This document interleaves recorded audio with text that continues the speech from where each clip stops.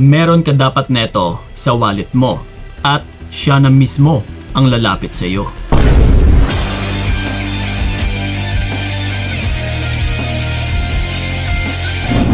Yon.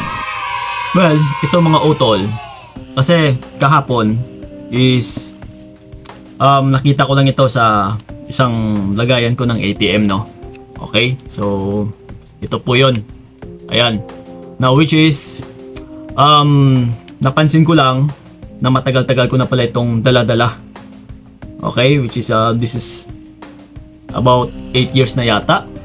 Okay? 8 years ago na nagawa ko pala to. So, isa ito sa ibabahagi ko sa inyo sa ngayon kasi actually, way back 8 years ago, no, ay marami talaga tayong sinubukan na nanonood-nood tayo sa mga YouTube. Yes, and until now, meron pa rin na mga ganitong video na nagtuturo.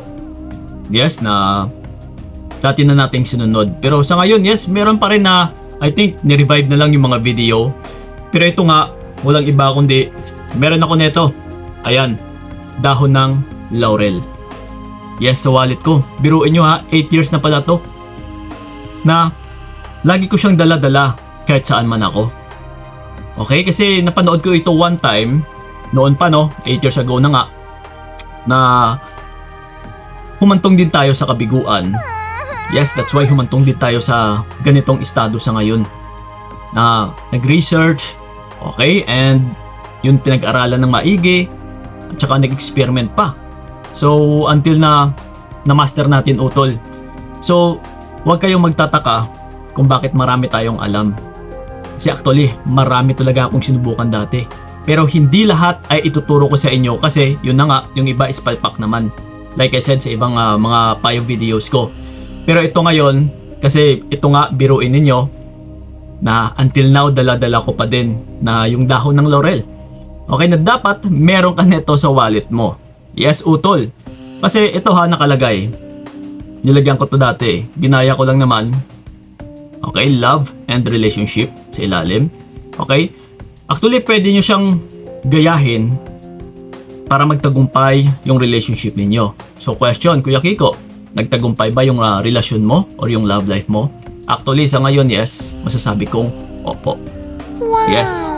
So, ito nga, para magkaroon ka rin ng mapayapang relationship, para gumanda yung daloy ng iyong love life, ay subukan nyo po ito utol. Pwede nyo pong lagyan, okay, halimbawa, love me, tapos pangalan ng tao o ng special person ninyo. Okay? Kailangan complete name ha, or dapat real name din ng tao or ng taong gusto nyong mapalapit sa inyo. Okay? Ibig sabihin, siya na po mismo ang lalapit sa inyo. Wala kang ibang gagawin utol, yung dahon ng laurel, kailangan pala is buo. Okay, ito nga, medyo kupas na or puspos na yung dulo kasi matagal na eh. So, kailangan po is buo, mas mainam. Okay, dahon ng laurel. And then, sulatan nyo po ito, okay, love me or love and relationship, kagaya nga neto. Actually, may mga ngilan-ngilan or marami pa to eh. O yan, di ba? So, yung mga nakalagay dito, yung iba is about nga sa pagtatagumpay, success, money, and whatsoever. Hindi ko na alam kung ano pa yung naisulat natin dito. So, pero ganun na nga, isa ito, pagdating kasi sa larangan ng pag-iibigan, ito nga, sisiwalat ko talaga sa inyo. Na until now, ito nga, hindi ko lang alam kung bakit ko rin nakamit yung mga ganitong estado sa buhay ko kasi wala namang masama kapag sinubukan natin eh. Lalong-lalo na kapag wala naman tayong inaapakang tao. Lalong-lalo na talaga kapag wala naman tayong inaagrabyado. Yes, or niloloko. So, ito ngayon, nagtaka lang ako, no? Kasi nga, kahapon nakita ko to. Uy, teka lang, matagal-tagal na pala ito dito sa aking wallet or sa ATM na lagayan. So, yun na nga, hindi naalala ko or napagtanto ko na pwede ko palang ituro to.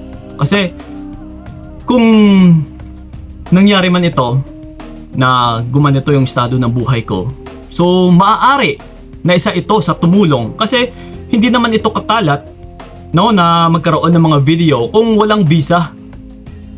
Okay? So that's why yun na nga isa ito sa mga pinag-aralan natin, and actually medyo marami-rami pa talaga na meron pa rin akong mas isisiwalat din sa inyo na iba pa na sigurado utol magte-take effect din. Na very effective talaga. So isa ito sa subukan nyo. Pagkatapos nyong malagyan ng pangalan o kung ano man yung gusto nyong kahilingan, wala kayong ibang gagawin kundi ilagay nyo lang sa pitaka or sa wallet ninyo. Na dapat palagi nyo rin pong dala-dala. Same thing lang din ito sa bawang na kailangan ay palagi nyo rin itong dala-dala. So what if Kuya Kiko kung hahalo or mahalo sa pera? Ito walang problema to kahit mahalo sa pera. Okay, basta ang palagi ninyong tandaan, wag lang ito mapunit, wag lang ito masira, and palagi lang talaga ninyong dala-dala yung wallet ninyo kung saan man ito naroroon. So hindi lang nga lang ito para sa relationship kundi subukan nyo, lagyan nyo ng money, lagyan nyo ng magiging successful yung sa trabaho ninyo, okay, na magiging successful ka rin someday, or yung makamit mo yung goal mo, kung ano yung gusto mo utol, kung ano yung mga hangarin mo sa buhay, subukan nyo po isulat sa laurel na ito. Okay, so ayan, may laurel na tayo, may bawang pa. Pang adobo na talaga. Joke sa yun ha, pinapatawa ko lang kayo. Pero ito nga, ayan, binalik natin ulit. And dala-dala pa rin natin syempre. Which is totoo kasi ito. And hindi ko naman isisiwalat sa inyo kung hindi naman ganun ka-effective talaga. Kasi mapapahiya din tayo.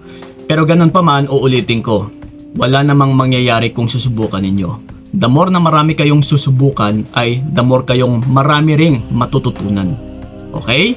So yun ang po mga utol, sana'y nakatulong talaga yung video na ito. And then sa may mga katanungan pala, you can leave a comment nandyan sa ilalim sa aking YouTube channel. Lalong-lalo na sa YouTube channel natin kasi doon tayo po or dito tayo nagsasagot ng mga katanungan. And sa may mga gusto pala akong makausap one-on-one, yes, one-on-one coaching, tumatanggap din po kami. PM nyo lang po kami sa aming FB page ng Payong Kaibigan ni Kiko. Okay? Kita-kits. Yun lang po. Maraming salamat. So ingat kayo. God bless and babush! Binigay ko lahat para wala kang masabi. Kaya nga hindi ko alam.